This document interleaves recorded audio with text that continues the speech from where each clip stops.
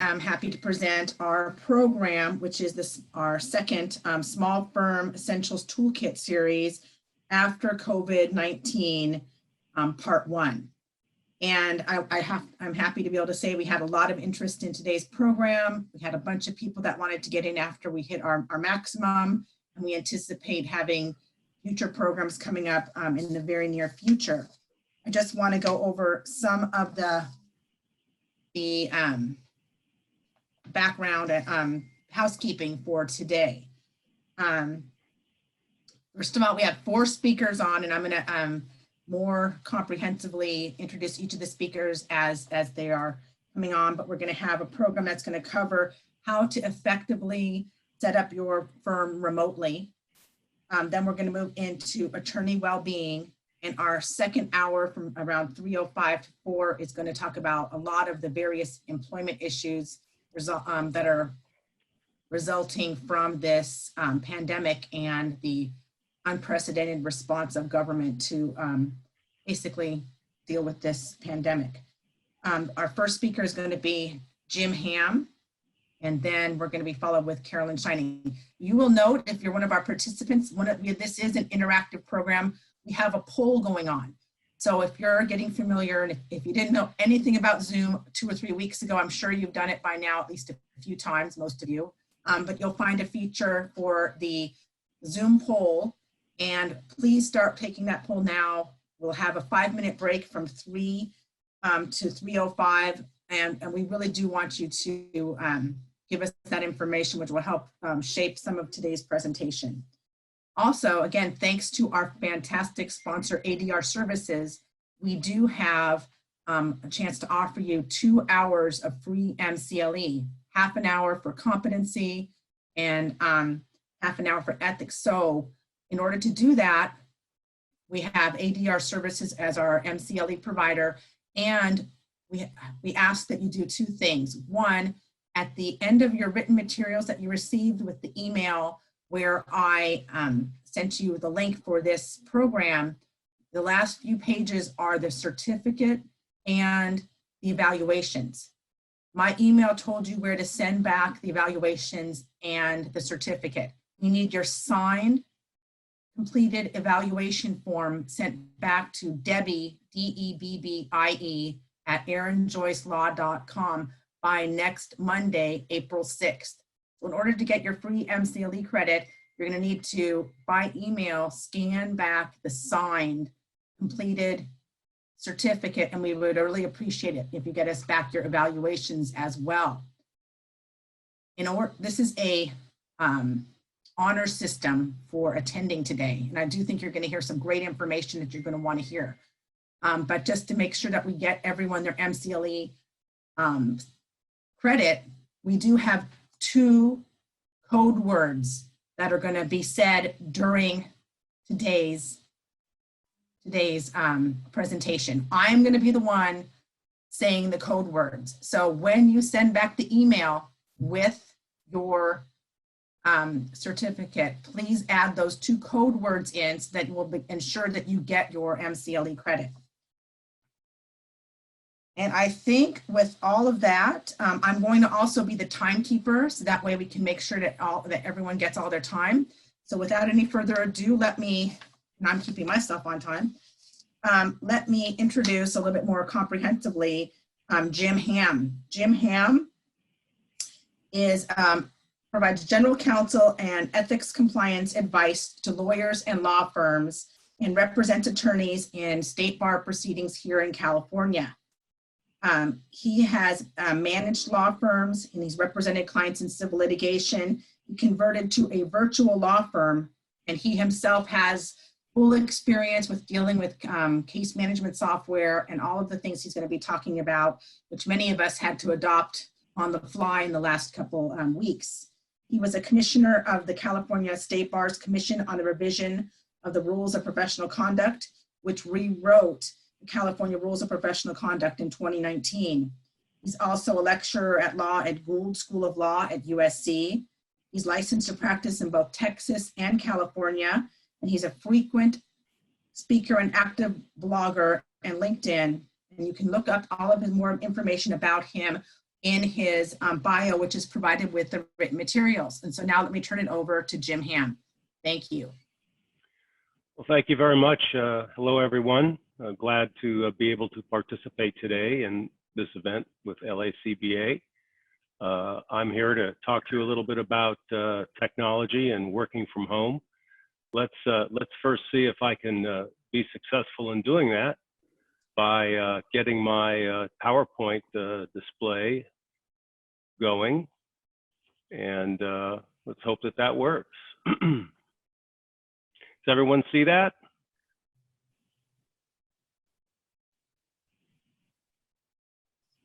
Erin, can you let me know if you can see my screen? Yes. Great. All right. So I'm going to cover a number of topics this afternoon. I'm going to talk to you a little bit about space for a home office, equipment, software, support, and communications. These are the basic elements that one has to consider when they're operating a virtual law office. Many of these things are not new to most of you, but I will share my experiences in having set up a virtual office and working from my office at home, and how I've navigated that experience, and hopefully it will allow you to learn some things from my mistakes. So one of the things that, let's talk first about space considerations. What are the things to consider with a home office? If you're lucky, you're able to have a separate room. I certainly recommend an office. It should be a room in your home that's separate from the family. There's issues of confidentiality, of course, and communications with clients, and it's often very important to keep those things in mind when you're on the phone and when you're working from home. One of the advantages of a virtual office and a paperless office is that you don't have confidential information and documents floating around your home. Obviously, I'm sure you all you know, protect your homes, and you don't have people just walking in and out and taking things from your home. But nevertheless, it's an issue of maintaining appropriate security levels, and having your own space, your own office to do that, I think is a very good way to handle the issue of separating your home life from your office life. With respect to considerations of virtual office and ancillary services, there's a number of different options you can employ when you have a virtual office from home to scale to whatever you need. This can include virtual offices around the country with various ancillary services that include telephone, reception, mail, meeting rooms. More on those options later, but virtual offices and their services are certainly a way to leverage your home office and make it a viable enterprise, and really giving you flexibility when and where you need it. Now, post office box is something I just put up here to mention that, you know, many people, of course, for good reasons, being lawyers, don't want to have our home addresses as a place to service a process and so forth. And a post office box certainly is used by a lot of people, although I think there's some limitations on post office boxes, including the ability of certain package delivery companies to leave their materials there. And so I don't view post office boxes as the optimal way to deal with the issue of obtaining your mail. I think there are a number of different facilities now. I think UPS has them, and FedEx, flexible in terms of what they will take. So you need to investigate the private mailboxes and post office boxes to figure out, you know, what's the best for you. I like the virtual office services and for a lot of reasons, which I'll share with you, and you can make your own choice. Let's talk a moment, if we can, about telephone and internet connectivity considerations. You know, if you're in the Los Angeles area, you're going to have access to numerous high-speed internet options. Charter cable, for example, has fiber in many places, and most of LA's infrastructure is built out. So it's really not a problem to get adequate internet connections. What I do recommend, however, is having a separate connection. Stay off the family Wi-Fi, stay off the family system. Have somebody like Charter, Spectrum, or your local guy come in, your local internet provider, and have a separate internet link installed for you that's either on a separate wireless system or Ethernet hardwired right into the wall. These are relatively inexpensive, and you buy the business class service. Buy the business class service because it has better uptime. They have commitments to keep your internet up and running, and it's just not that expensive. And of course, they also, many of these internet providers also package things that you might want, a voicemail and a phone number, because you want a separate phone number. Obviously, you know, you want an office number, and you can always remote forward from your office. There's numerous ways to deal with that.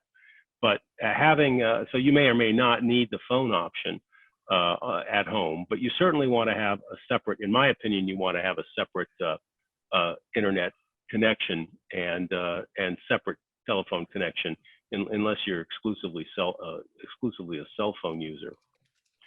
All right, let's talk a moment about equipment considerations. You know, what do you really need to run an office from home? And I did a lot of research on this before I went out and started my virtual office, and I had the great benefit and luxury of having a really good IT guy who was able to guide me and some help along the way.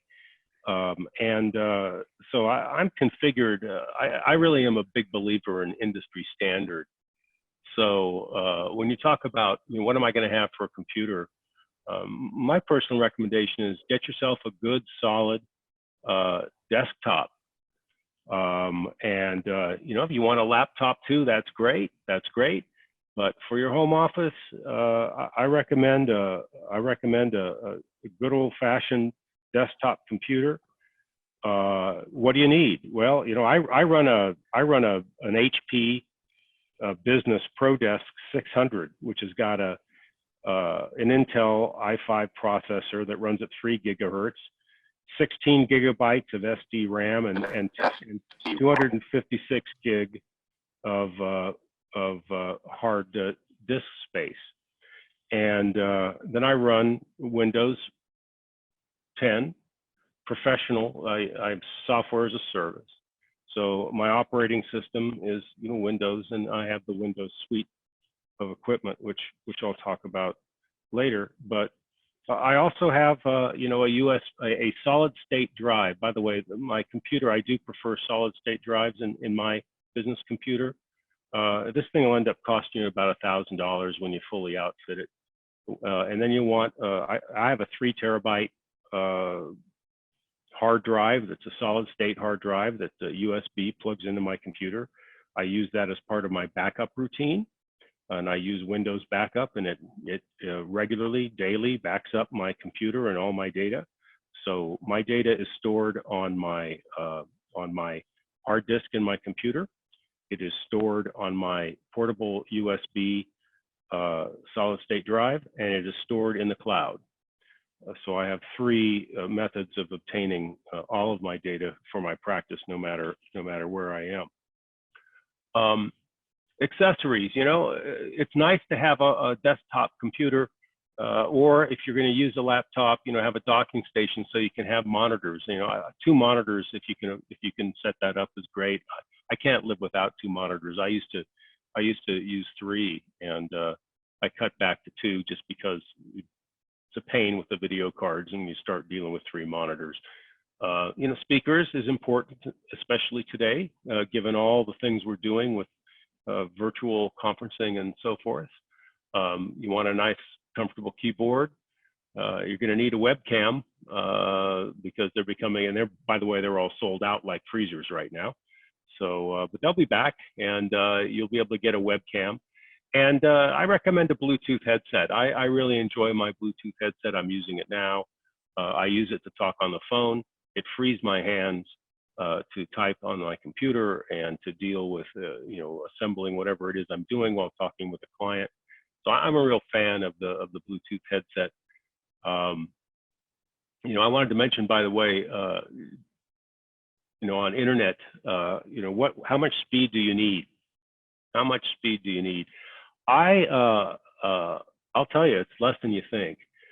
I have 10 megabit per second upload speed, and I'm talking to you now via a microwave connection from my radio tower here at my home to another microwave station that's about a mile away. And from there, my signal goes into a fiber optic, and on its way into the backbone. So you can be pretty remote and still have fairly good speeds. And you usually don't need more than 20 megabyte upload, and that may be overkill. So when they try to sell you, 100 megabit per second upload speeds, or download speeds, don't go for it. You're just wasting your money. You'll never use it. Document scanners, they're important, especially if you're going to run a virtual office. I use a multi-page scanner. I actually have an Epson, and it's a multi-page unit, color. And I've invested a lot of money in my scanner because I expect it to do a lot for me.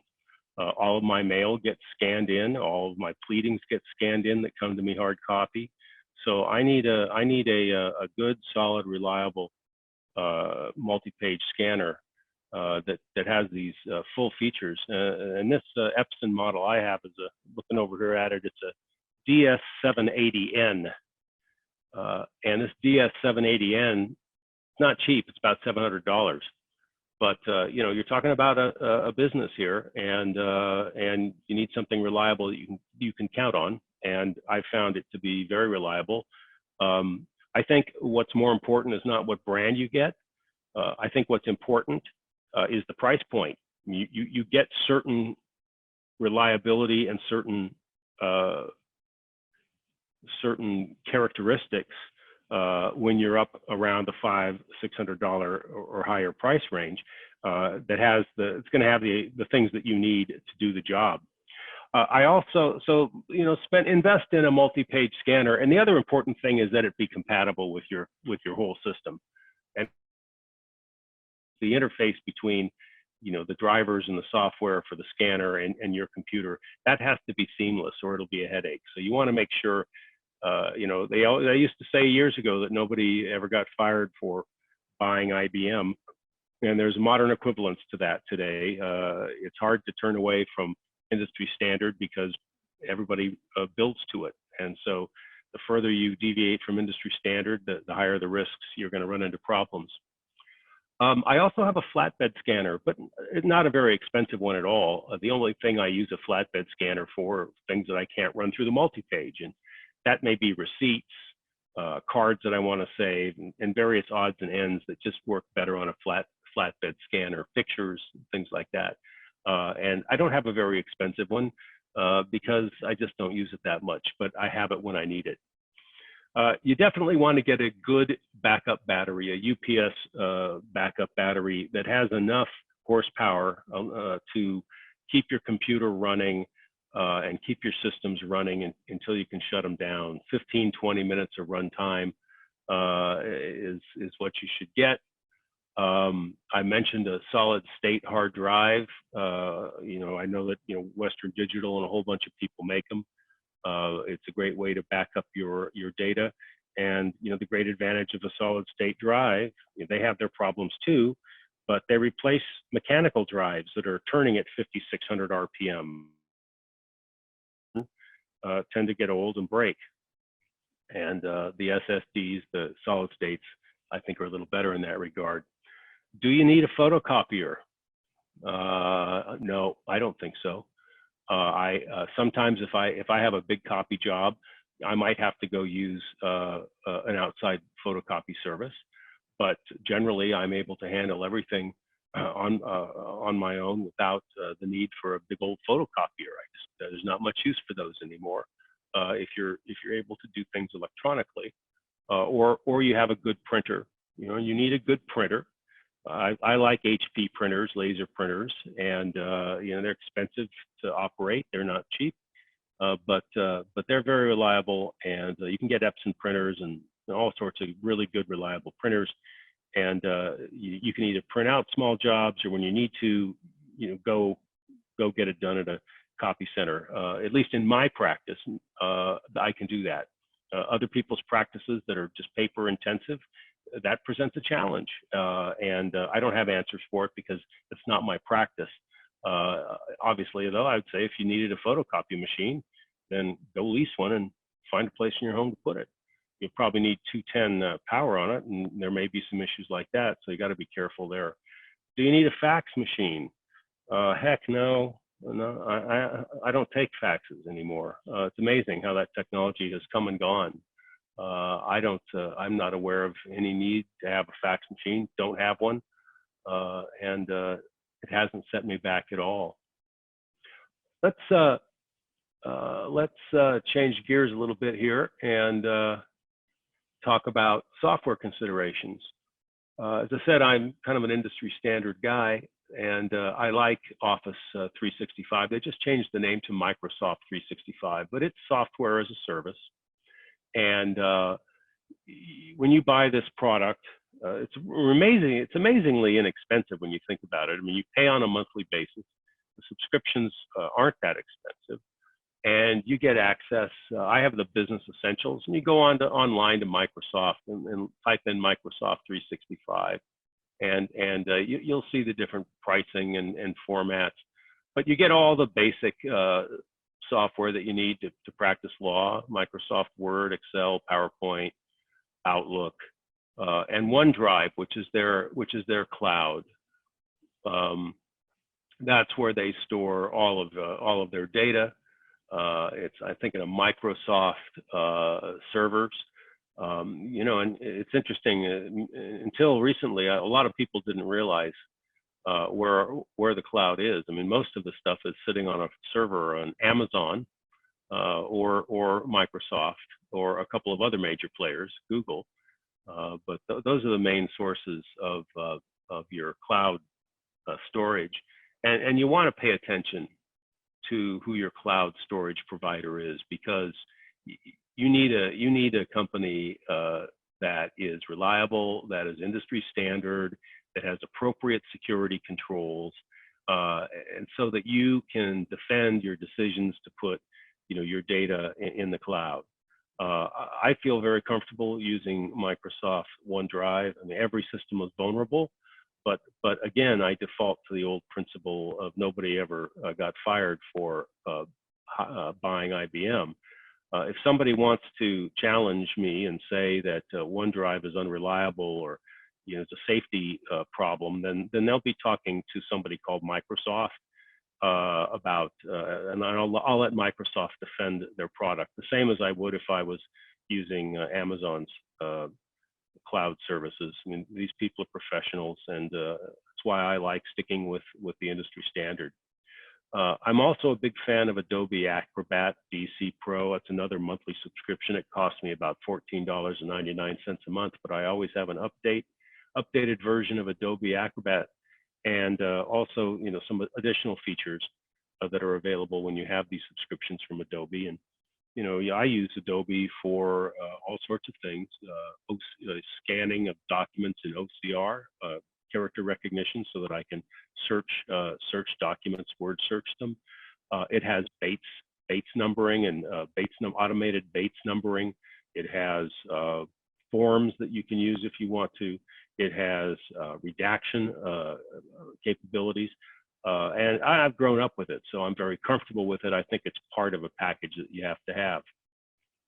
If you're really going to go virtual, you know, some other things that you want to think about are getting QuickBooks Online. That's another software as a service.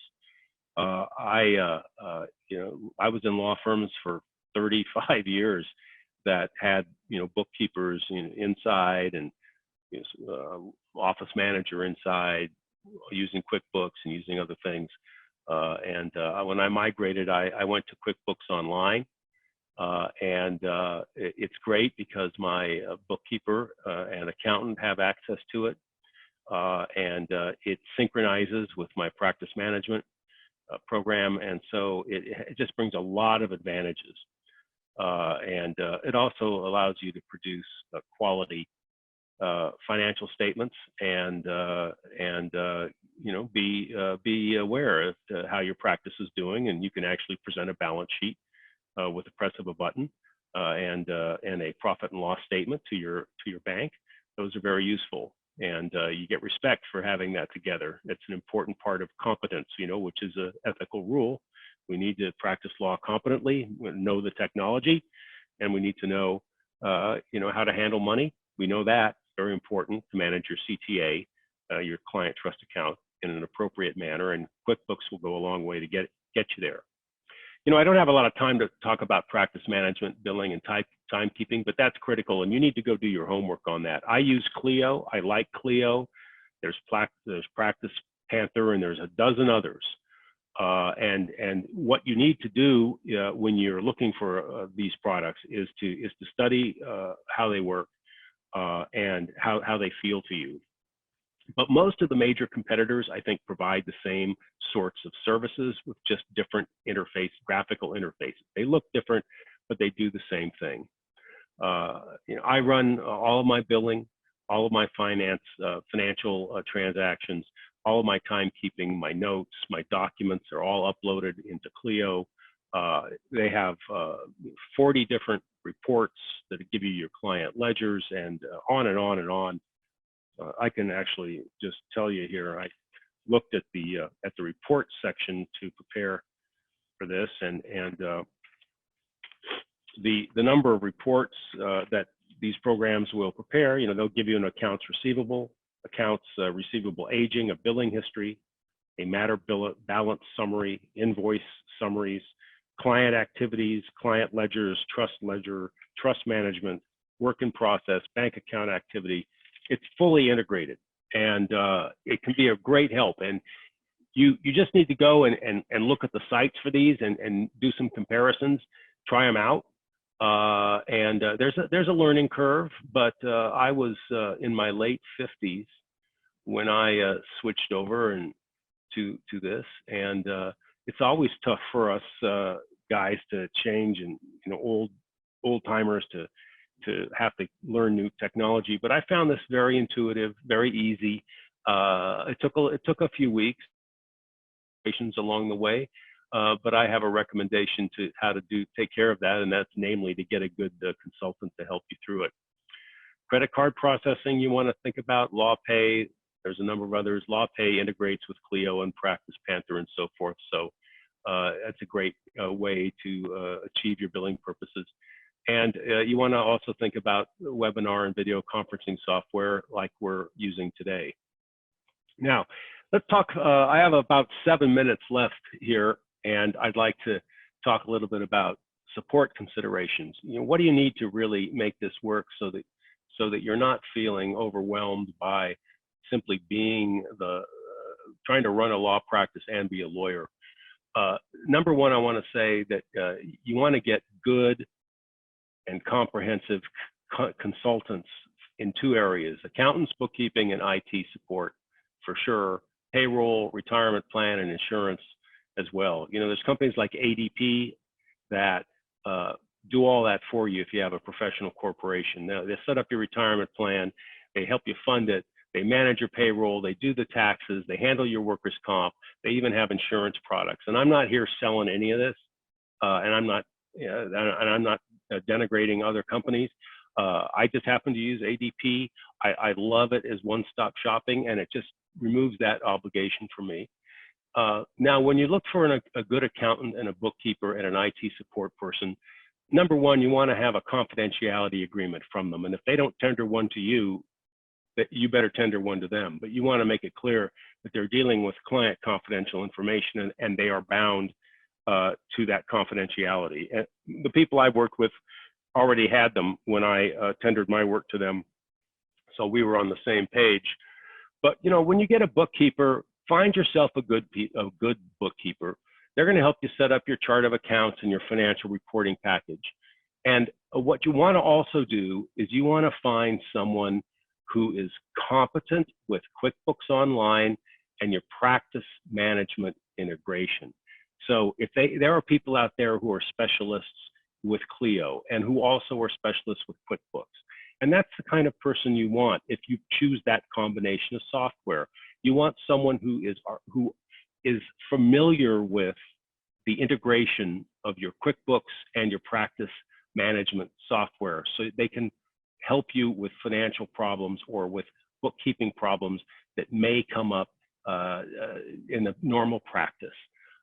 You also will benefit because these programs will give you a three-way match on your trust account. It'll balance to your client ledger, it'll balance to your bank account, and it'll balance all three ways. And it's just something that becomes immensely easier if you simply have a bookkeeper to assist you with it. And it's just not that expensive when you consider the risks of not doing so and the difficulties you get into when your trust account isn't maintained on a monthly basis. And it's so easy to do if you have a bookkeeper who knows QuickBooks Online and who knows your practice management practice program, so that they can troubleshoot problems.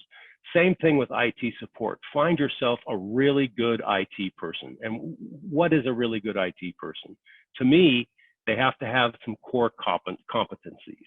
They need to understand the hardware you're using. They need to understand the operating system you're using, and they need to understand how to configure your system as a business computer. And that means really knowing what your situation is. And then you want someone, and they can install the equipment virtually for you. They vend the equipment for you. They don't upscale it. They give you a fair price on the equipment. They load everything for you. They configure it properly. They send it to you. They can do remote troubleshooting. They can monitor your system remotely, and they can give you help desk support. And when you find a competent IT person that can handle your hardware needs and keep you up and running, you found one of the great benefits of being able to practice freely without that burden and have IT support like you deserve and like many companies have. I have just a couple minutes left. I'll talk about communication. There's a virtual receptionist. I know LA County Bar uses Ruby. You might think about a virtual receptionist. In telephone systems, you can always get remote number forwarding, so you can have all kinds of numbers coming to your office and to your phone, so you can work anywhere you are. With remote number forwarding, you can have phone numbers in various places and have them all forwarded to you. And virtual office support alternatives, of course, includes the fact that you can have receptionists, mail forwarding from a virtual office. Regus is an example, R-E-G-U-S. They have virtual offices all over the Fijian suites and things of that nature. Regus is one, there's many others, but they provide you with all kinds of support services. I have my mail forwarded by using one of these services, and it takes us several days, but it's very reliable and it works for me. Let me just spend the last minute talking to you about some additional considerations. First, it's important in the time in which we're living to remain civil to one another, especially as lawyers, and to give people a fair opportunity to deal with problems we're facing today. I've mentioned technological competence under the rules of professional conduct. We have an obligation to know what we're doing and get help if we don't, and get the IT support you need to get those problems figured out. Finally, keep in mind that if you go virtual, there's some container agreement, including the fact that you're going to maintain documents in the cloud, that all of your files are going to be electronic, and you need the client's consent to do that. And so those are things that you'll definitely want to do to make sure that your clients are aware of the way in which you're operating. So I hope that was of some use to you all. And I'll turn the program back over to Erin, and she can introduce the next person. And I've enjoyed speaking with you. And if you have any questions, sure, feel free to email me or give me a call. Just look me up on the web, and I'll be happy to talk to you and give you some tips and thoughts. Thanks very much. Great, Jim. And I wanted to say, we have a chat feature and a Q&A feature, everybody. So I did field some of the questions, and I'm going to give some of those that came in during the just for this next few minutes for Jim. But please keep the questions coming and answer those poll questions if you can. One thing I did answer, but Jim, you may want to chime in on. One participant questioned the idea of having a PO box and whether or not that's acceptable under the rules of professional conduct and the State Bar Act in California. Use a PO box as your membership records address. Well, I've seen PO boxes as membership records addresses, and I haven't seen any problem with that. Again, I think there's issues with private mailboxes and things of that nature, and that needs to be explored. I don't know off the top of my head what the rules are on private mailboxes. Let me just say that I know we have limited time, and I do see, and I'm sorry I was focused on my other materials when I was giving my talk. I do see a number of questions, people wanting a sample of a confidentiality agreement and so forth.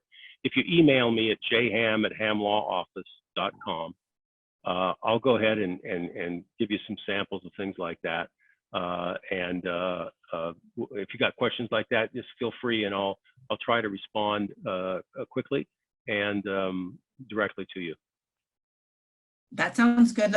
Here's one that I think everyone wants to hear. How about the difficulty of integrating from, let's say, time slips to a more comprehensive case management that also does billing? Oh boy. I used time slips for a number of years, and I've found it extremely complicated. Nothing like Clio, which is so user-friendly and intuitive in my view. And the answer is you don't. That you just have to cut over and start with a new system. You start at zero. Now, I'm sure your accountants or bookkeepers could talk to you about how you transition it, but in terms of the data, I don't think you could transition the billing data. You go to a completely separate platform, because in Clio, you literally, you keep your time. You go to the billing section, you push a button, and you generate a bill. You can then look at the bill as an invoice online. You read it, and you edit it, you correct it, you press approve, and then you can send it by email to your client, and it contains a link for payment by credit card. And so it's fully integrated. But trying to take time slips or some of the earlier versions of timekeeping and converting it over, I don't think you'd want to go there.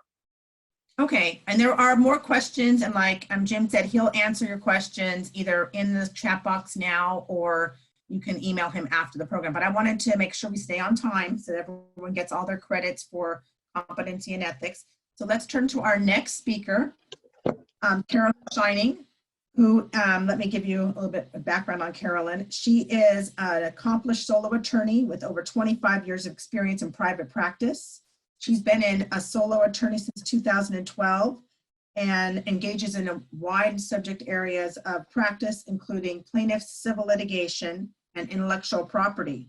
She graduated from University of Michigan School of Law in 1990, and she has a biochemistry degree. She's a registered patent attorney since 1990, and she's a member of many different bar associations, which you could see from her bio, but she's also on our executive committee here at LACBA's small firm section. So not to cut any further into our time, let me turn everything over to Carolyn. Thank you. No, it's amazing when the bio information takes so long. Hi everybody. Hopefully a lot of you know me from small firm section activities. I'm going to talk now on hopefully something a little bit lighter, a little bit heavier, a little bit lighter, but sort of how we get through what we're trying to get through right now. So I've got a PowerPoint as well. Let me just see if I can open that here with the, let's see, I have to shift, right?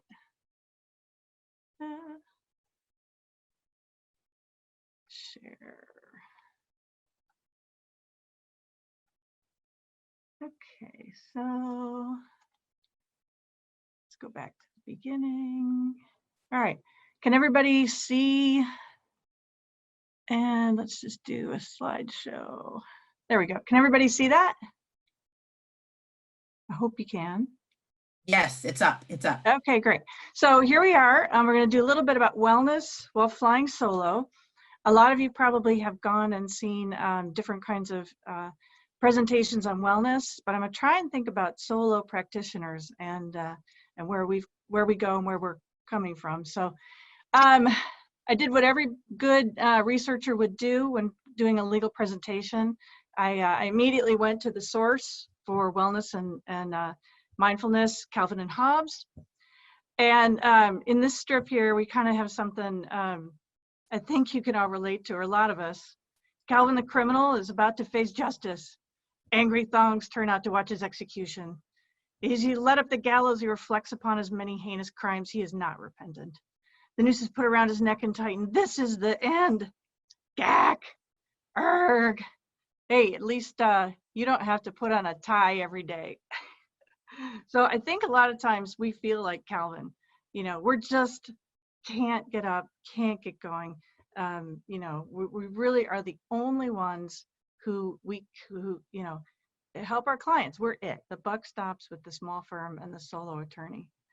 So I'm going to go through and we're going to talk about introductions a little bit here. And then we're going to go over good stress, bad stress. And then we're going to talk about some suggested solutions, you know, things that you can do right now to help you every day with what we're really all going through, which is just literally insane, but here we are. So a little bit of introduction about me. Erin said a few things, you know, about my legal practice and how great that's been, and I'm very happy to be a solo attorney. The reason I'm giving this presentation and I volunteered to do it is because in my profession, I don't talk about this a lot, but I have been at big firms and little firms. I've done about everything you can. I worked about every size firm that you can think of, but I started in big law in Chicago in the 90s. And after several years, I'm going to blank on how many, I just had the worst burnout imaginable. I had the classic crash and burn from, you know, the big city, big firm, big billables. And so, you know, I went a few years. I actually went and did some fun non-lawyer things. And then I came back to the law and I found an amazing, terrific plaintiff's practice that was just everything I dreamed of, helping really injured people, you know, who were really sick, who needed, you know, my scientific background with mesothelioma. But again, in about 10 years of that, I hit another collapse. And so I've spent several years, many years, really working my way back out of that. And so again, I don't like to talk about this, but it's something that I'm not a licensed therapist. There are a lot of people who you do hear some of these ethics, some of these wellness things who are, that's their focus and their career through ABA and through our LAP program. So I come from a little different perspective and hopefully but a lot of these things you may have heard before a little bit, but we'll pull on something new, I think. So here is what I think we all see ourselves as solo practitioners. You know, we want to be the person who is smart, savvy, independent, tough. We're going to find that case. We're going to win that thing. And we're going to do it efficiently with coolness and savvy. Unfortunately, this is kind of how we really feel inside, maybe some days. You know, completely unkempt, sitting at our desks, like Jim said, you know, coming to work in our pajamas, run into court, nobody to back us up if we get sick. You know, it's really scary, and this is really how hopefully our clients don't see us, but sometimes I'm sure we all feel like this. So stressors for solos. There is, and the literature shows that stress can be fantastic. The kind of stress that we want to see in our lives pushes us. You know, we go back to, you know, Paleolithic times. We really had to run and get away from tigers and carnivores and help find food. You know, there's a part of our brain called the amygdala, and it goes off and it shoots adrenaline into us. And as attorneys, that's a really great thing. It helps us sit down at our desks, work when we don't feel like it, get to court when we don't know whether there's going to be a victory or a loss. But we want that good stress. Stress is not necessarily the worst thing in the world. In fact, we need it. We really need these good, predictable, exciting kinds of stress. However, what that can blend into, and it's inevitable in our lives, is bad stress. I have pictures here of two things called black swans. And if you've been following the financial papers at all, you know what a black swan is. A black swan is the completely unpredictable event that happens in your life that puts everything upside down. And right now we're living in a massive black swan. When we talk about the bad stress, and something that goes from being at your desk, being excited about what you do. Before I get into that a little bit, statistics show and research shows that lawyers, believe it or not, are the loneliest profession. We are, before engineers and scientists, the people who are absolutely the loneliest of any other kind of profession. This is a Harvard Business Review study. Why? Why are we lonely? We refuse to ask for help. We have immense shame, which prevents us from doing help if we think we need it. We don't want to tell anybody because privacy concerns, you know, getting that out of the community can be really, we feel devastating. You know, somebody wants to come think of, you know, ask us, you know, they want our true support. They want us, we feel, to be, you know, superheroes. And then attorneys, again, sole attorneys, amazingly so. I can handle it myself. That is our mantra. You know, you'll get me and you get all of me. So these kinds of things, they can lead you into what's called the exhaustion funnel. And this is, you'll see a lot of different publications talk about this. What this means is, again, you go from that really good stress into having sleep problems, having a lack of energy, kind of feeling sore, feeling guilty. This goes down into a spiral. Where you just have this depressed mood and you just are exhausted constantly, you know, trying to get all that work done, meet those deadlines, you know, it builds up. So where do we go from this bad stress, this stress spiral? How do we get out of that? How do we really focus on what we need to do today? We want to look at and think about our mind, our body, and our spirit. So we want to kind of, I'm going to divide up my talk into these three areas to think about how to get out of and work through, you know, these black swans that are happening today. So this is a great quote from Deepak Chopra, who's written a lot. And again, people have probably read a lot, you know, I don't know, he's an amazing writer. And the quote here I pulled, the mind expresses power as attention and inattention, turning wisps of thought into outward achievement. The body expresses power through physical strength and endurance, and spirit expresses power by turning pure potential into reality. So when we're thinking about getting out of that state of mind, that exhaustion, the pull of the bad stress, different elements really need to be addressed in your life. And I think they coalesce into this thinking about your mind and your body and your spirit, and thinking about those three things to really dig into. Now, the science is phenomenally clear.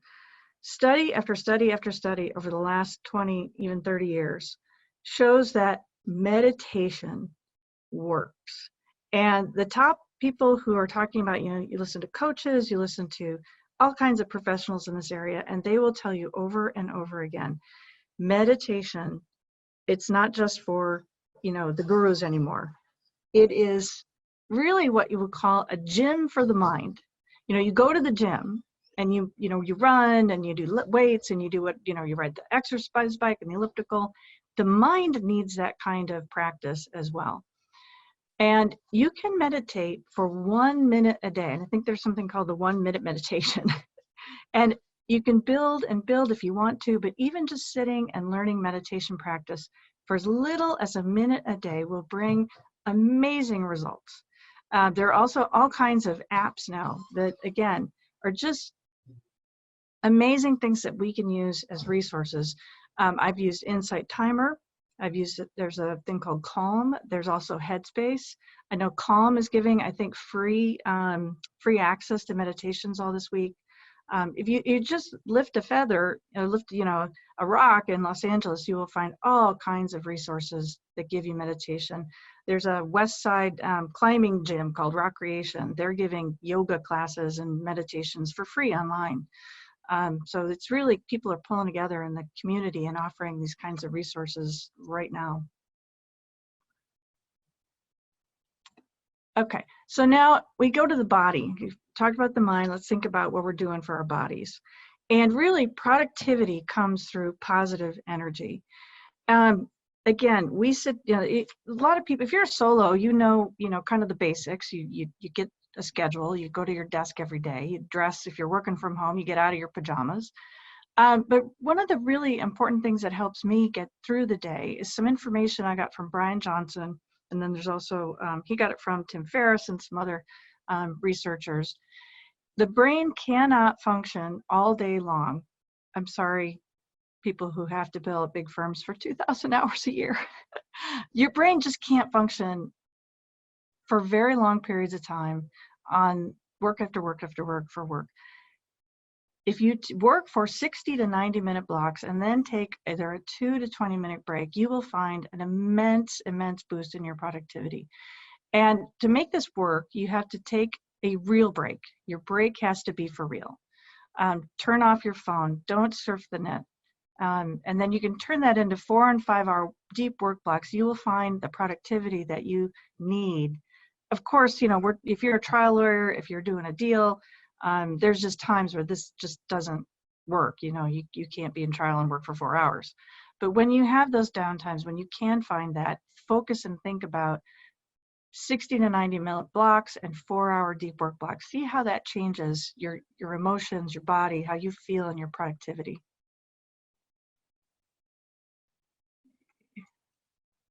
Next slide. Okay. A couple other concepts and things for your body. There's something called a digital sunset. And again, research supports this. You want to, about an hour before you go to sleep, turn everything off. Read a book, take a walk, have some tea. Do something at some point in time where you just get rid of the electronics for some time. Screen time. There's an app on your phone. You may or may not know. In Apple, it's called Screen Time. You go in your settings and you look down. It will tell you how much time you have spent on your phone. Well, parents know this already. Set it up for your kids. But it's a really, right now, take a look, this last week and next week, how much you're really spending on screen time. Then, again, as we're surfing and as information is coming in like a fire hose, try and find one news channel that you use, that you can rely on, that you feel comfortable. Go to that news every day. Try not to go to 6 different websites. Again, do as I say, not as I do. But this is a way to calm yourself with these really crazy floods of information that are coming in. And then networking. Networking is really, it works. Social networks absolutely are proven to help cardiovascular problems. It'll make you feel better, but also it is absolutely proven to help with absolutely serious health issues. So small firm section, you guys, we're doing it. But make sure you have a real network of close friends that you are working with and getting support from.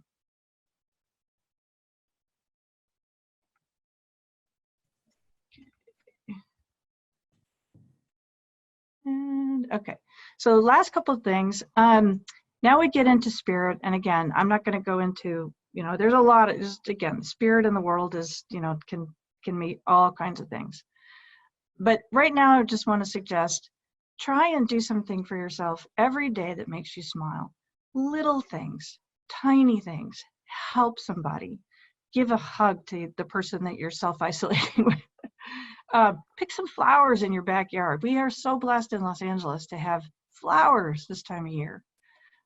There's a word called ikigai in Japanese. It means the thing that gets you out of bed in the morning. Take an index card, think about it, write that down and put it on your bedstand. And as you get up, it could be, your support for your family. It could be writing appellate briefs that just sing. But think about doing a really great thing for yourself, a little thing, and then thinking about your ikigai.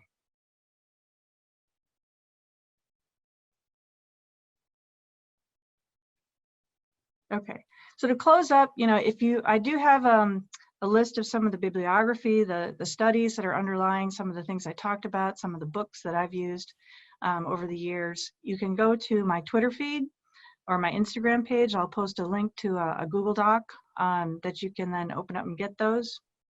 And then I will just leave you, if I can get to it, with just one image to hopefully get you through the day. Again, back to the experts, Calvin and Hobbes, exploring the world. We're gonna all get through these black swans, go away. And hopefully I've given you some tips to help you think about actually getting out of thinking and getting into solutions. I wanted to thank you so much, Carolyn. That was great. That was really good. We have gotten some questions about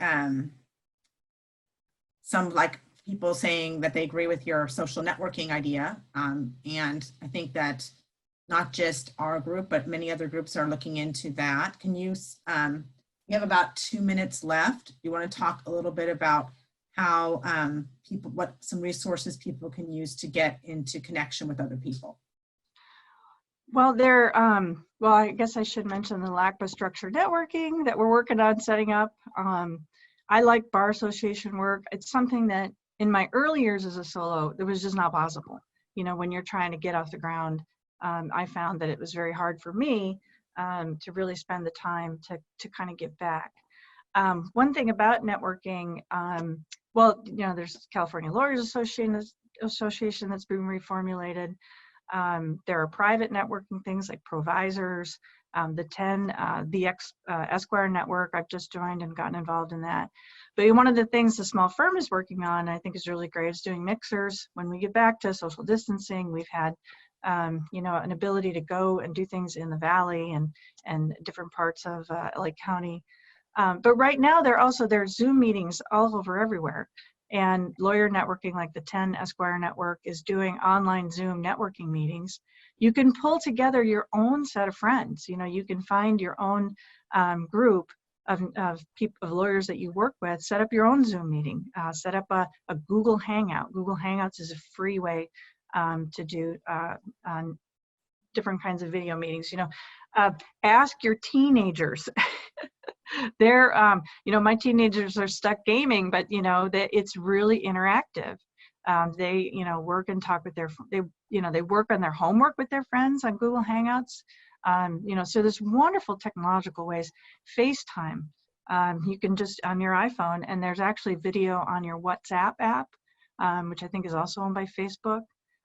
So there's, technology is really saving a lot of things.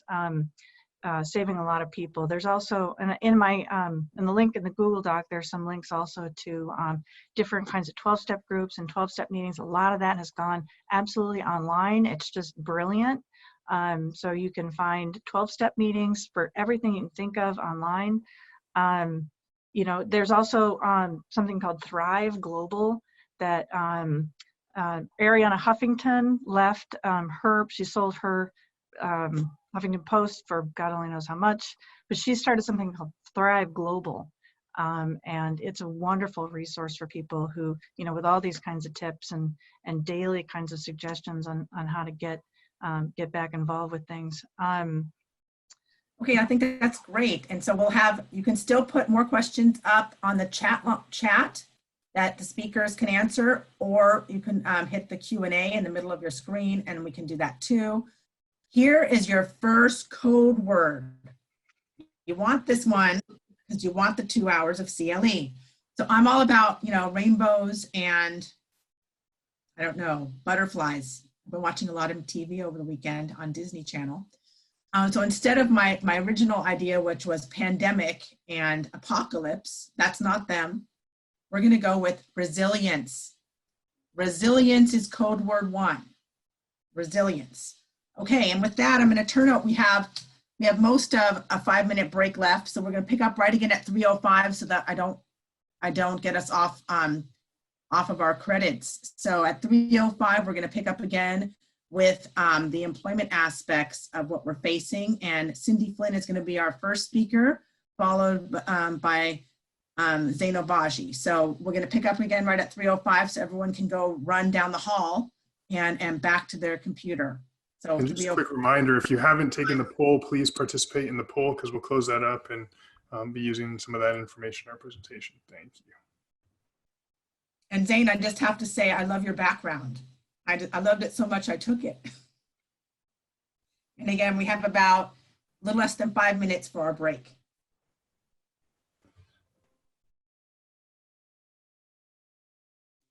One other thing, since we have this break, if you have questions, I just wanted to answer the issue about your requirement to have let's say a brick and mortar office.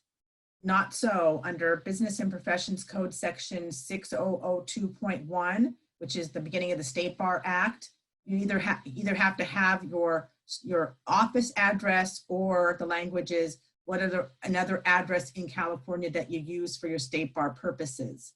And another one of our participants put on the chat line that you can use a PO box, which is true. It just has to be a PO box that can accept overnight delivery. So that's just something for one of the questions that did come up earlier.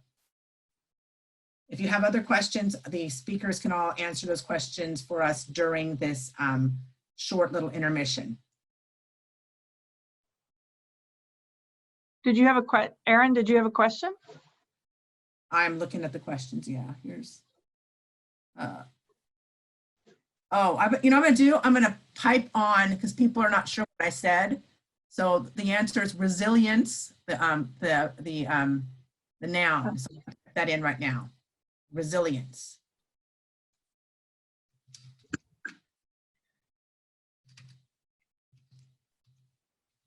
God, I hope I can spell. Yep, that's it. It doesn't matter whatever way you spell it, it doesn't matter, but I think I got it right. But if you have other questions, go ahead and stick them up.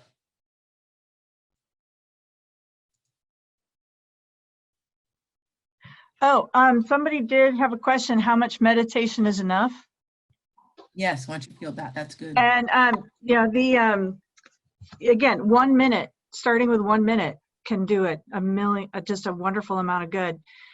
Experts say 20 minutes is what, if you're going to be performing at a very high level, all the executives, all the techies from Silicon Valley, they're doing 20 minutes. But it takes some time to work up to that. Getting to 20 minutes takes some practice. The apps, especially I use Headspace, they have different levels. And so you can they have guided meditations that go from 5 to 10 to 15 to 20, and you set your time. Insight Timer is really great because a lot of the meditations there, you just set the time. You can do any time. You can do 1 to 60 or whatever. They have ongoing meditations that you can join. So people are being meditating all around the world, and you can sit in with them. So the different apps have different features. So it's they're not expensive. $10 a month, $12 a month. So it's really worth checking out. Okay, now we're about ready to start our new section. Now we're moving to the hardcore part of this, where many of us that have employees really have a lot of changes have been going on. So let me introduce Cindy Flynn, and she has her bio and a fantastic PowerPoint that she's going to be going through. But let me give you a little bit about Cindy first.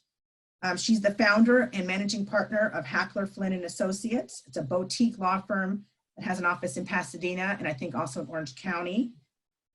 She has now 6 attorneys and 4 support staff, and her focus is on business and employment law, where their mission is to protect and defend business owners. I know that Cindy's firm handles fully employment side employee law. She is been in the profession for over a decade, an employment law firm. She graduated from University of California, Irvine, but she was a double major in criminology and psychology and social behavior. She has been a super lawyer every year since 2017. And she's also been a Pasadena top lawyer for the last 2 years. So with that, and we have, I think Zane, who's our really technological expert, has shared some of the poll results, which maybe they'll bear on this next hour's worth of topics. So with all of that, let me turn it over to Cindy. Thank you. And I'm going to get myself off. Thanks.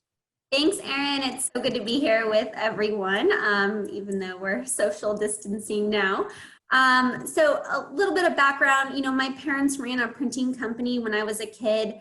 I saw them go through some really difficult employment issues specifically. And for them, they ended in bankruptcy and divorce. But I knew early on I wanted to be an employment attorney helping small businesses. I got a job at an employment law firm in high school. That was quite a while ago, and haven't stopped working at an employment law firm since. Over the last few weeks, we've had 3 different companies come to us because they've received demand letters from attorneys who represent former employees of theirs. And I just think we're going to see a rise in employment litigation over this next 6 to 12 months. So I want to do everything we can as a community and as lawyers and as employers to help protect us. So a couple of things I wanted to go over today. Of course, the background of COVID-19, the California stay-at-home order, Families First Coronavirus Response Act, employee risk consideration, risk categories, and leave. Since I am a lawyer, I thought I'd put this disclaimer on. You can all read it later, but it's not legal advice. So for informational purposes only. Some background. We all know, I think by now, that COVID-19 was first identified in China late last year. It refers to a type of virus, which includes the common cold, SARS-CoV, MERS. COVID-19 is a new strain of the coronavirus, which has a very high transmissibility rate. It spreads very easily from person to person. Reported symptoms, according to CDC, are fever, cough, shortness of breath. The symptoms may appear 2 to 14 days after exposure, and there is currently no vaccine to prevent COVID-19. The purpose of the California stay-home order is to protect the public health of Californians by disrupting the viral spread. The supply chain, however, must continue, and there will still be access, hopefully, to food, prescriptions, and healthcare. There's no expiration date as of right now, and this is enforceable under Government Code Section 8665, where refusal or willful neglect to obey this order is punishable by a fine of up to $1,000 and imprisonment of up to 6 months. The stay-at-home order, though, doesn't require businesses to shut down. It just requires people stay at home. So if you are able to work remotely, do that and maintain social distancing. So the federal government has identified 16 critical infrastructure sectors whose assets, systems, and networks, whether physical or virtual, are considered so vital to the country that their closure would have a debilitating effect on security, economic security, public health and safety, or any combination thereof. This means if you are not a critical sector, you and your employees must stay home. I don't don't have time to go over all the sectors in detail today, but I'd be happy to speak with anyone who has questions. There's some guidance on www.cisa.gov on what essential workers mean. And then the governor may designate additional sectors as critical. I know, we're all lawyers on here, so I wanted to just cover, there is, and you can find out more information on covid19.ca.gov on essential workers. This is a quote: other community-based government operations and essential functions, such as professional services, such as legal or accounting services, when necessary to assist in compliance with legally mandated activities in critical sector services. There's also an LA public order dated March 19th, responding to, which says professional services such as legal when necessary to assist in compliance with legally mandated activities. And this falls under 5.7T. And I would argue that responding to complaints and litigation would make you an exempt, at least for that purpose, an exempt and therefore an essential worker. So under the Families First Coronavirus Response Act, this was signed into law March 18th, 2020. And we just got clarification recently that the start date is in fact April 1st, 2020. Employees who are laid off or furloughed with an expected return date are not eligible for paid sick leave or emergency family medical leave under this. And we're going to talk a little bit about furloughs and layoffs towards the end, but this expires December 31st of this year, so at the end of the year. And it applies to all employers with less than 500 employees. There's no minimum here. There is an exemption, however, for businesses with fewer than 50 employees if compliance would jeopardize the viability of the business. And there's been some clarification on that since. So employers may be exempt if the company officer determines the viability of the business would be jeopardized in one of three ways. One, that paid sick leave costs would exceed available revenues and cause the business to cease operating.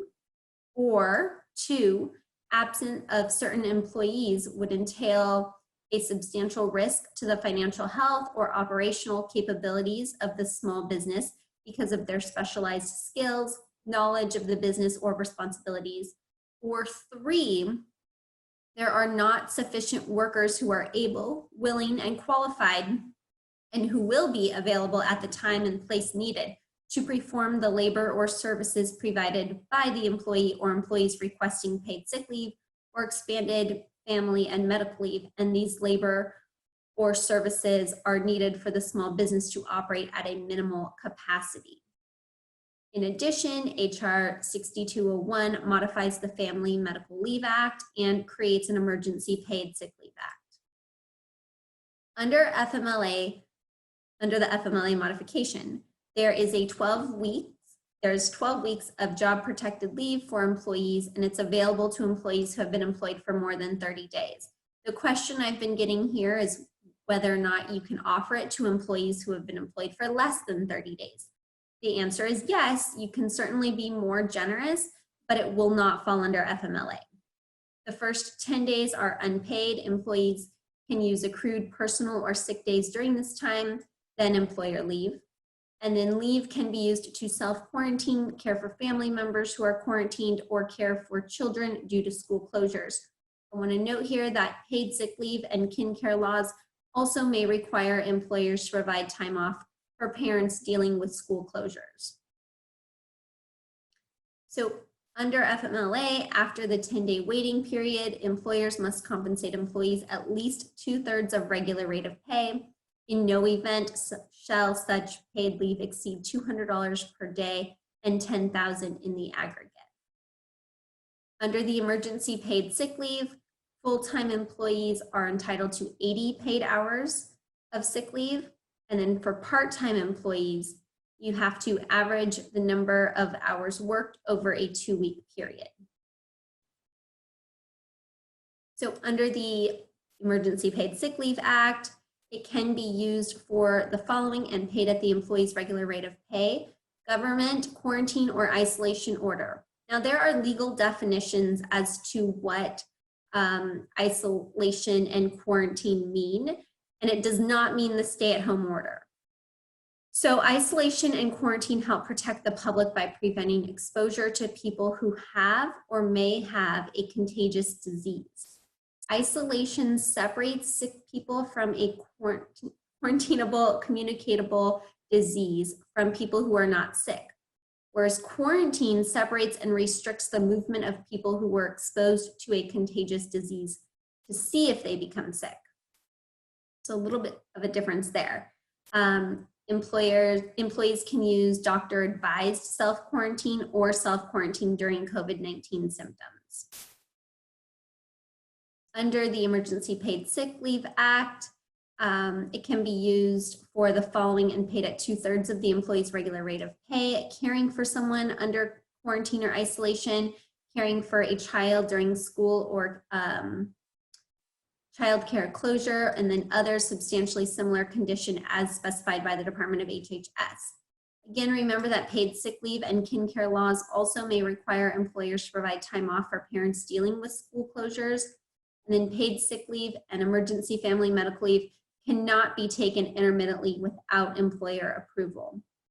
Paid sick leave due to illness or quarantine must be taken in full day increments, and once started must be taken until fully used or reason for absence no longer exists. Employees taking leave for childcare can only take intermittent leave if they are prevented from working for a period when work is available and employer approves. There's some nuances there. The Emergency Paid Sick Leave Act does not carry over from year to year. And it is in addition to any leave program that an employer may already have. The employer cannot require that regular paid sick leave be used first. Then a big question we're getting is, oh my gosh, how are we going to pay for this? Well, under both the Family Medical Leave Act and the Emergency Paid Sick Leave Act, there is a credit for 100% of wages paid under the act against quarterly payroll taxes. This credit cannot exceed the tax owed, but wages paid in excess of payroll taxes will be treated as a tax overpayment and refunded. Employers' gross income will be increased by the amount of the credit to avoid a double benefit. And then also stay tuned for guidance and regulations from the Department of Treasury, and make sure you're checking in with your CPA. So employees returning from affected areas will be required to self-quarantine for 14 days. They may be required to undergo mandatory health screenings by federal, state, and local authorities. And the employer may require a medical release to return to work for these employees, and may also want to maintain a high level of alert with regard to them. Employees in close contact with individuals returning from affected areas may be required to self-quarantine. The employer may require a medical release to return to work for these employees. And again, you may want to maintain a high level of alert with regard to these employees. Employees who have tested positive for COVID-19, immediately send them home or have them remain at home. Immediately treat the affected areas in which the employee worked as per CDC recommendations. Advise the employees and or customers who were in contact with the affected employee, and offer reimbursement of medical testing for employees. Do not identify the employee by name, but you will want to provide workers' compensation paperwork and contact CDC and local health department. Employees who show signs and symptoms, you may send an employee home upon observation of symptoms consistent with COVID-19. You may require a medical release to return to work for these employees. And again, immediately treat the affected areas and advise employees and our customers who are in contact with them. You don't want to identify the employee by name, and you can also say, you know, there's been no diagnosis, but that you're just acting in an abundance of caution. So there are different risk categories according to OSHA. You can require your employees to inform you if they've come into contact with someone diagnosed with COVID-19. You can request that they inform you if they have symptoms of the virus or they themselves have been diagnosed, and then also any recent travel. You may not, however, target individual employees with regard to these inquiries unless you have observed symptoms or have another objective basis for asking. And then you may not ask about any other medical condition and/or medical disability information. So for quarantine or sent home employees, for your non-exempt employees sent home during a workday, they must be paid reporting time pay unless a state of emergency includes a recommendation to cease operations. For your exempt employees, they must be paid their full salary for any week in which they perform work. For your, if you have the ability to offer telework or remote work, if it's administratively feasible, make sure that non-exempt employees have the ability to track time worked, as well as meal and rest periods. I can just see now, you send your hourly employees home to work from home, and then you get hit with a wage and hour lawsuit. So make sure you have the ability to still keep track of meal periods and rest periods. It doesn't have to be anything fancy. It can be a simple Excel spreadsheet that they send you once a week, or they can email you when they go on break, just so that there's some record to make sure that they are getting meal and rest periods. And then you can require a leave of absence if remote work is not feasible. I just want to note, reporting time pay does not apply when operations cannot commence or continue when recommended by civil authorities. This means that reporting time pay does apply under a state of emergency unless the state of emergency includes a recommendation to cease operations. And then I also want to just remind everyone that if you are having your employees work remotely, you have to pay them for at least some reasonable percentage or a flat fee of their cell phone bill and anything else that they may need to use while working remotely. And that includes internet. I would recommend a reasonable expense reimbursement for internet as well. So employers can require employees to use accrued vacation time or paid time off, and employers cannot require employees use paid sick leave. I'm getting a question right now, how much is reasonable for cell and internet? So just what I do internally is I give all of our employees $50 for reimbursement for their cell phones, and then I also give $50 reimbursement for internet. And I've pretty much had a remote firm since the beginning. So for the last 6 years, I've had my employees work remotely, and that's what I do. Let's see. I'm getting some more questions here. I will send out the guidance on the exemption. For a long time, I wasn't seeing any guidance on the exemption, so I'm happy to send that out. And let's see. Okay, so layoffs and furloughs. Labor Commissioner says, well, a layoff, okay, so a layoff can be temporary or permanent. A furlough involves reducing the days or weeks that an employee may work. Now, there's been some talk from the Labor Commissioner, which says that for purposes of timing a final paycheck, a layoff and a furlough are the same. In addition, both a layoff and a furlough assume eligibility requirements are, assuming eligibility is met, they are entitled to unemployment benefits. So with layoffs, termination obligations certainly apply. You want to give your employees notice to as to the change in relationship. You also want to provide unemployment benefits information under Form 2320. You want to, of course, give them their final paycheck on their last day worked. And remember, if you have your employees working remotely, you may not see them, or you're probably not seeing them face to face. You want to give them their last paycheck in like on the last day that they worked. So if you have to overnight it to them, then you would pay them for that next day as well. Paid sick leave is not considered a wage, so not paid out upon termination, unless you, of course, combine sick leave and vacation days. And then you also want to provide COBRA notices and health insurance premium notice.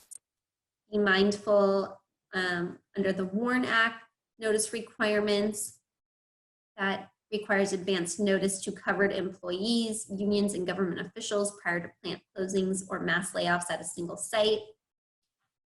Under the California Executive Order dated March 17th, Governor Newsom issued the executive order exempting businesses with more than 75 employees from part of the California's WARN Act, which requires workers being given a 60-day notice before a mass layoff, relocation, or termination. The governor suspended that provision of the WARN Act since for the need to prevent the spread of COVID-19. Employers obviously had to close very rapidly without providing that 60-day notice requirement. So it's been modified to as much notice as is practicable and provide a brief statement of the basis for reducing the notification period. So for furloughs for your non-exempt employees, you can schedule for fewer days or hours without liability concerns. You do not need to pay for time worked unless reporting time pay applies. For your exempt employees, if you're a law firm and you have, obviously attorneys who work for you, it gets a little bit more complicated if work slows down. Just be mindful that reducing an exempt employee's salary may bring them below the necessary salary for exempt status, and then as a result, they would be reclassified as a non-exempt employee. So, if you're paying your attorneys $90,000 a year and you are cutting them down in half to $45,000, of course, they would fall below that minimum salary threshold. And so our recommendation, just like if you have anyone under that minimum salary threshold, is to pay them hourly, and you can reverse engineer that hourly rate. You just want to make sure that on their paycheck stub, it shows that hourly rate and not just their salary cut in half. There is a difference. If no work is performed in a week, no salary is owed, and then you have to provide advance notice to any reduction in schedule or pay. So a big question that we've been getting lately is whether your employees can refuse to come to work because of infection. Unless the employee is being sent to a high-risk exposure area as identified by CDC or other federal, state, local agency, or there has been some other consideration that creates an immediate or imminent threat of COVID-19 infection in the workplace, employees are not entitled to refuse to come to work. Another question we're getting is, can a larger employer terminate an employee who cannot come to work due to school closures of a child's school or daycare? Both the amended FMLA and EPSL would apply to the employee who needs to care for a child of COVID-19 related closures. In addition, once that leave expires or is used, the California Labor Code provides employees at work sites with 25 or more employees up to 40 hours of leave per year for specific school-related emergencies, such as the closure of a child's school or daycare by civil authorities. Employers may require employees use their vacation or paid time off benefits before they are allowed to take unpaid leave, but cannot mandate that employees use paid sick leave. However, a parent may choose to use any available paid sick leave to be with their child due to school closures, which would include emergency paid sick leave. So we expect some guidance to be issued on the interplay between the amended FMLA and leave taken under this section. But the bottom line is do not terminate under these circumstances unless you consult with an attorney. Okay, so California law requires employers to give written notice of a change in relationship to any employee who is discharged, laid off, given a leave of absence, or whose status changes from employee to independent contractor. Let me just say one thing on that. With We don't recommend businesses ever change an employee to an independent contractor. I'm sure you've all heard of Dynamex that came out literally 2 years ago, April 2018, which discusses independent contractors, and it has the presumption that everyone who works for you is an employee. And if you want to prove that they're an independent contractor, you need to prove ABC of the test. And then AB5 came out January 1st of this year, which lists out specific exemptions. But the bottom line, in most cases, you don't want to go from an employee to an independent contractor. So no written notice is required if an employee quits, is promoted or demoted, if work stops due to a trade dispute, or if there is a change in work assignment or location. So although it's not required under California law, federal law provides that in some situations, including larger reductions in overall workforce, the employer must provide a written notice of the change. And then California has explicit requirements for what information must be included in any notice of change in relationship. And I'm going to go over these requirements. There are 5 of them. It includes 1, the name of the employer, 2, the name of the employee, 3, the social security number of the employee, 4, whether the action was a discharge, a layoff, a leave of absence, or a change in status from employee to independent contractor, and 5, the date of the action. Notably, there's no notice requirement or no requirement that you have to put in the notice, which specifies whether the discharge was with or without cause. And then California law requires notice of change in relationship to be given immediately, and that the notice be provided no later than the effective date of the change in the employee's status. Although California law does not specify a particular service method for the notice, the safest practice is to physically provide a copy to the employee at the time of the employment action. If this is impractical, or if the mail is the preferred service method, the notice should be sent to the employee no later than the effective date of the change in employment status. And failure to comply with California's notice requirement is a misdemeanor under the California Employment Insurance Code. In addition, employees who are subject to a reduction in hours may qualify for unemployment insurance benefits. Let's see. So what's the benefit to saying employees are furloughed versus layoffs if you're not giving them any work during the furlough?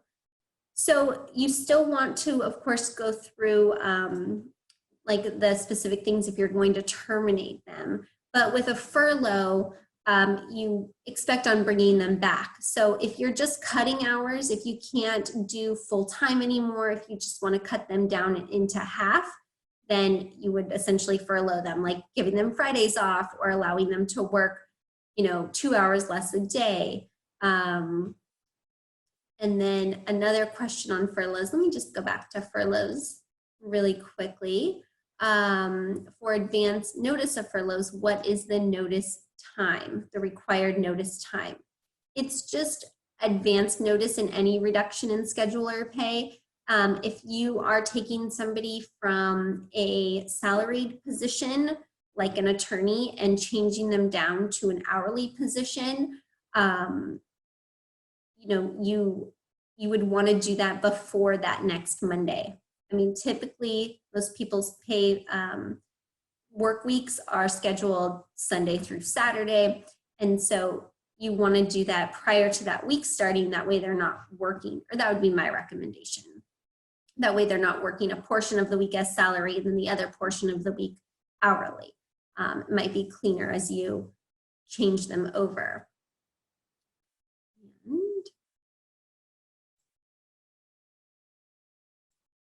Here. Okay. So I have another question. What if someone is laid off before April 1st? Then they are not entitled to either the FMLA expansion or the Emergency Paid Sick Leave Act. So also, I have seen big firm attorneys. This is another question I'm getting in right now. Also, I have seen big firm attorneys trying both to work from home and do childcare. What can they do? That's a challenge, having your employees work from home, trying to take care of a child and also do a full workload. I would suggest you speak to that attorney and, you know, like right now I require all my attorneys to bill 40 hours a week. And if I had someone working from home who wasn't used to working from home and was only interested in billing, you know, 80% of that or 75% of that, I would talk to them and cut their salary that percentage down. It's very difficult to do both, and I'm personally grateful for our nanny who's still coming in so that we can do this just internally in our family. All right, let's see. I think that is everything. Oh, let me go back to the where I was. I have a couple questions I picked up from earlier. Oh yeah, please. Let me give you one. Can you kind of explore the employee exemption under the Department of Labor guidance for the FFCRA sick leave? Yes, we've been waiting for that guidance.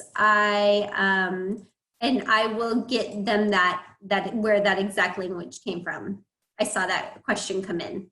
Yeah, I will certainly do that. I don't have it in front of me right now. There's just so much going on, and believe me, we just put this program together last week, and certainly another program is warranted to talk about the actions that were taken by our governor and the Judicial Council over Friday and Saturday, because one of the, and this really goes to the whole panel, one of the operable Superior Court or statewide court orders that bear on deadlines, and really there is no answer to that. I myself am looking at the March 17th, the March 18th, the March 17th, the March 19th, the March 23rd orders of the Chief Justice and Brazil's March 23rd order. Really, there is lack of clarity in those, because the first order of business for the Judicial Council was clearly going to be the criminal case implications of this pandemic. So expect to see emergency orders coming out in the next week. This panel we're not prepared to answer those because these are hot off the presses and still coming. But thank you very much, Cindy, for all of that. And now we're ready to turn it over to Zane Obaji. Zane, let me give you a little bit of background on Zane. Zane is another member of our executive committee at the Small Firm section. He's the founder and lead counsel for Obaji Law Group downtown.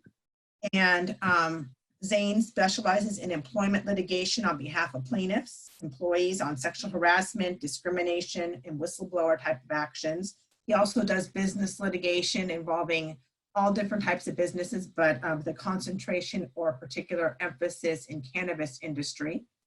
And he also does real estate litigation. And I can tell you, Zane just got a fantastic verdict out of probably one of the last trials that was completed in LA Superior Court before everything that's recently came up. I think it was over $2 million, something like that. Some amazing result. Zane is a 2005 graduate from Berkeley, and he got his JD from the University of Southern California, USC in 2008. So with that, because we only have 20 minutes left, I want to turn it over to Zane, who I have to say has the technological skills to have made this possible with the Zoom presentation. Many of us are getting up to speed, or we think we are, as I am. Never did a Zoom meeting before last Monday. So Zane is the one that pulled this together. And with that, let me turn it over to Zane. Thank you. Thank you, Erin, and thank you for running with it and getting this all together so well. So I'm going to discuss today hotspots for employer liability in California after COVID-19. I will tell you, as a plaintiff's counsel, I'm not seeing a flood of cases or a flood of people saying, hey, I want to sue my employer. In fact, very little of that. although some people now are reaching out for review of severance agreements and the like. So, but this talk will go through what I believe is, and what we can safely, I think, assume is potentially part of the future, which is that COVID-19 or some strain is going to be here to stay for a while, kind of like the flu, coming and going. Work is going to resume at our offices at some point. Somebody is going to present with COVID-19, and somebody else is going to be uncomfortable coming to the office. I heard of an employee who did not, after the safer at home order, did not even want to return to the office to pick up office material so they could work from home. So these are some things, situations I think foreseeable that we can think about as we go through the existing law that exists, our labor code, as it would apply to post-COVID-19 situations. So preliminarily, we look at OSHA. OSHA does not, here in Cal, we have Cal OSHA, but just take a look at OSHA because it does provide guidance on where things are going. And OSHA recommends that employers develop an infectious disease preparedness and response plan, develop policies and procedures for prompt identification and isolation of sick people if appropriate. Going to Cal OSHA, we are not as law firms governed by Cal OSHA, but whether you're advising an employer, an employee, Cal OSHA certainly has issued interim guidelines. The guidelines themselves state that they are not binding. They're not intended to create a new standard, but some expert will use them as a standard of care for what, or at least incorporate them into their opinion for why they are establishing a certain type of conduct by an employer to be the standard of care. So Cal OSHA actively encourages sick people to stay home or tells employers that you need to do this, and that you need to, as an employer, send employees with acute respiratory illnesses home immediately. Acute respiratory illnesses means difficulty breathing. That you need to provide, an employer needs to provide information and training to employees on cough and sneeze etiquette, hand hygiene, avoiding close contact with sick persons, avoiding touching the eyes, nose, and mouth with unwashed hands, avoiding sharing personal items, dishes, cups, utensils, towels. Heck, I'd even say pens. Everybody gets their own pen jar, and everybody keeps their own pen jar. We don't swap or share pens. Provide tissues, no touching disposal, trash cans, hand sanitizers need to be available for employees. I mean, again, these are suggestions, but to the extent that an employer or person wants to provide a safe working environment, I'd say that these are some of the things that they should do. And finally, perform routine environmental cleaning of shared workplace equipment and furniture, and advise the employees to check the CDC's travelers' health notices before travel. By the way, wherever you see these on the slide shown in the PDS blue font, that means it's a link, and you can link to that. That's the CDC website, and up above interim guidelines, that's the Cal OSHA website. All right, so the hotspots, all that's to say that here's where I see the hotspots for liability after COVID-19. Labor Code 6310, 1102.5C. Yep. Jane, you can't see your slides. Your slides aren't showing. Oh, sorry. I apologize. That's because of all the, wow, I've just been going through these. 1 second, screen here. Share, and I had them on my screen and thought y'all could see them. I apologize for that. See them now? Yep, see them now, but you've got the notes view, but you can see the slides. Oh, let me swap. Go to the big view. Stop share. So much for being such a great technology guy, right? There we go. Am I on the right screen now? Perfect. All right, perfect. Thank you.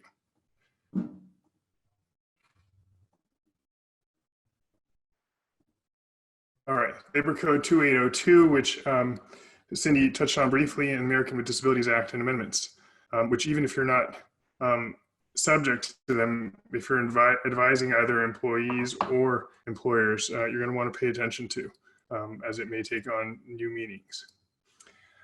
So this is a a slide taken from this photo is taken from our Instagram profile. Feel free to visit that. But Labor Code 6310 provides that an employee who's been discharged or discriminated against because he or she made a bona fide complaint to her employer of an unsafe working conditions or work practices is entitled to reinstatement and reimbursement for lost wages. And this will apply whether or not you're governed by Cal OSHA, whether an employer is governed by Cal OSHA. And an employee who gets retaliated against because he or she did not feel comfortable going into the workplace is not going to have a lack of authority upon which they could rely to state that the employment workplace was not safe, or that their discomfort with going to the workplace was not legitimate. We have the Governor Newsom's Safer at Home order. You can take a look at any number of interviews with Dr. Fossey, including Trevor Noah's. I just indicate that one because it's really meant for the average American, very clear to understand, very easy to understand. There's numerous CDC publications, of course, Cal OSHA's guidance, as well as the World Health Organization's guidance for schools, workplaces, and institutions. And Labor Code Section 6311 also basically provides the same retaliation protection relative to any occupational safety or health standard.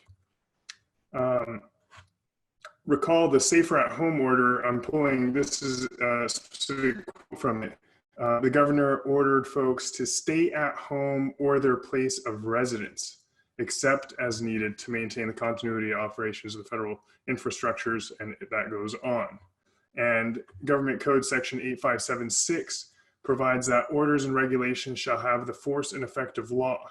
I bring this up because Labor Code 1102.5C provides that an employer shall not retaliate against an employee for refusing to participate in an activity that would result in a violation or non-compliance with a local, state, federal statute, rule, or regulation.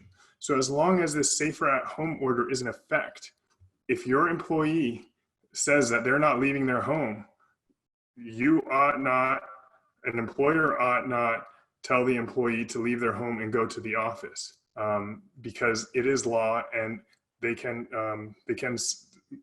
bring an action under 1102.5C if they don't comply with your direction and then the employer goes ahead and retaliates against them. Now, of course, the order would expire. That's an emergency order, and it will expire at some point at the end of this emergency. But do expect potential legislation to come in and replace the order and kind of establish COVID-19 protocols for workplaces going forward. And I'd like to kind of pictorially draw your attention to Labor Code Section 2802, which provides that you do need to, an employer does need to reimburse an employee for reasonable expenses necessary in the course of their employment. So take a look at this sample employee. This is just a stock photo from Microsoft Office, but we've got the laptop. If that laptop is the employee's personal laptop and they didn't get a firm laptop, that's one thing that is an expense that you need to partially reimburse them for, the use of that laptop. You have the internet, you have the phone, you have the desk, you have the chair, you have the space in the office. Okay, I'm not saying that you need to now throw hundreds of dollars towards your employee, but a clever attorney dealing with a major corporation could easily bring a class action relative to employees working at home who were not compensated for all these various things.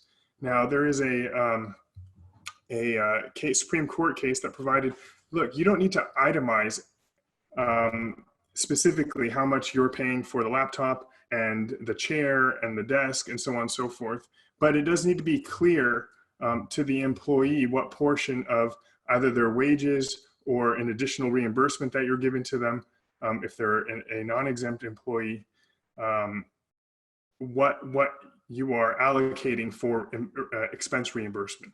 So, for example, if an employer previously provided a metro stipend to their employees, and now the employees are not using the metro, they can just allocate that same reimbursement to reimbursing the employees for their personal internet, computer use, desk space at home, and so on and so forth.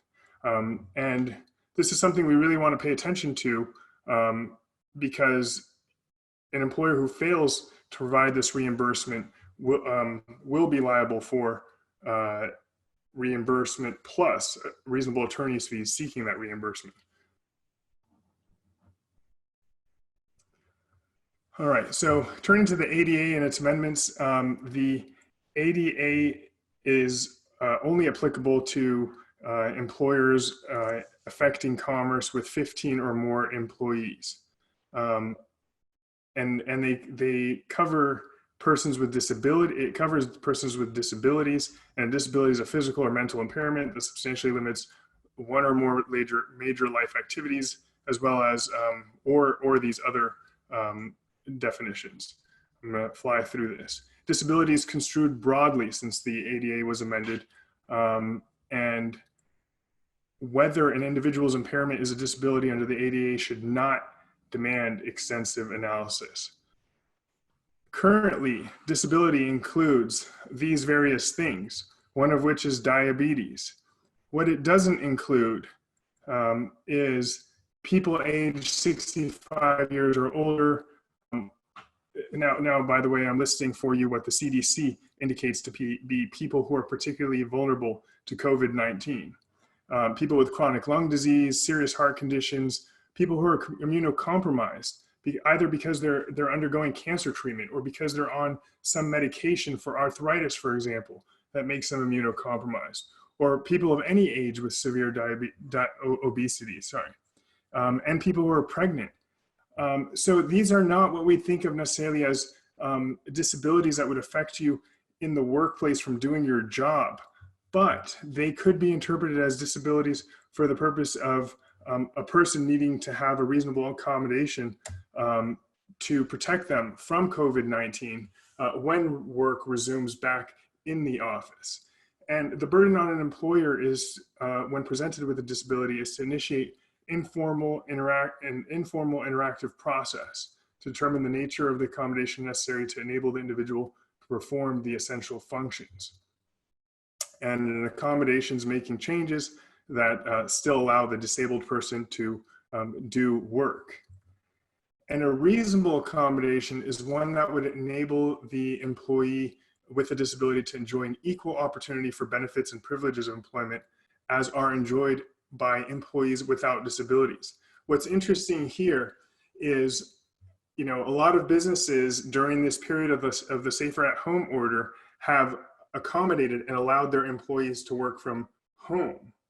That could be used as evidence in the future to show that a business could easily provide a reasonable accommodation, allowing an employee to work from home if the employee has a disability or a susceptibility to COVID-19 that would make them particularly at risk were they to contract it. And it would also show the fact that they previously worked at home, that there's no undue hardship to the employer in allowing them to do that. So, and of course, discriminating against an employee based on their disability will lead to liability. And the discrimination here does not just mean terminating their employment or reducing their hours, but depriving them of responsibilities and basically, let's say, sentencing them to a very mundane position with the firm. Another resource I wanted to throw your way is that this is an article shared by Carolyn Shining, frequently asked questions on stimulus checks, unemployment, and coronavirus plan in the New York Times. And we've been getting a ton of requests because we've done some foreign sovereign immunities work, but no, we cannot sue China for COVID-19. And you can see the Foreign Sovereign Immunities Act for why not. So now I just wanted to pose a hypothetical to Cindy. And let's suppose that we have a law firm that has complied with the Safer at Home order and has sent everybody home to work. Firm realizes that its non-exempt legal assistant is unproductive at home via objective indicators. Call logs, timesheets, just gets in their email count. They're not sending emails, they're not responding to emails. The firm wants the employee to return to working from the office alone. Is that okay? Good question, Zine. So it first depends, you know, if the law firm is essential or non-essential, right? So let's assume the law firm is a critical infrastructure and that they are able to stay open. I mean, technically the answer is yes, you can make the employee go to work, but there could be serious liability there. And I think it's worth talking to the employee to see what the reasoning is behind this on why they're being unproductive. If the employee can work from home, you know, you want to allow them to do that, right? If they have the ability to work remotely and they're all set up, then, I mean, we really need to do everything we can to socially distance themselves. But I always like to play in like worst case scenario. You know, worst case scenario, you make them come into work and then they catch the coronavirus and die as a result of it. Like, is it worth it? Probably not. Hopefully not. And now let's say the firm owner informs the employee, hey, I need you to go to the office and start working. And the employee objects. Look, I don't want to go in the elevators. That requires pushing buttons. I've got to stand in the elevator with some other strangers. I don't know if they've been isolating properly or not. You know, I just don't want to go in. I don't feel comfortable. So now what? I would suggest you probably have them take a leave. You know, having, like, if they're really feeling uncomfortable about it, and we've been having a lot of clients with this issue where they have an employee who maybe lives at home with somebody over the age of 70, or is very concerned that they might expose themselves or their family members to it. I mean, you know, theoretically, yes, you can make them go into work, but at the end of the day, you know, if the issue is really productivity and they have the ability to work at home, then I would suggest, you know, a furlough or something to that effect for right now. All right. So, and could you, yeah, I guess that was my other question is, could you at that point terminate or reduce the employee's hours to compensate for the lack of productivity? Yeah, you certainly can, but you know, I'd really encourage you to talk to your employees and see if there's a bigger issue, if it is due to childcare, you know, that they don't have childcare right now or school closures, and you can require them to bring you a note. Maybe there's a need for a leave of absence. So that would even qualify as paid sick leave or under FMLA. All right. And I think I wanted to thank you both very, very much. I think that was very informative for all of us. And now I'm going to give you the second code word, all about positivity here. So community. So the second code word is community. I'm going to type it into the chat right now. And again, just to go over for everyone, we're giving you 2 hours of MCLE for today. And again, thank you so much to ADR Services who agreed to be our MCLE provider for today.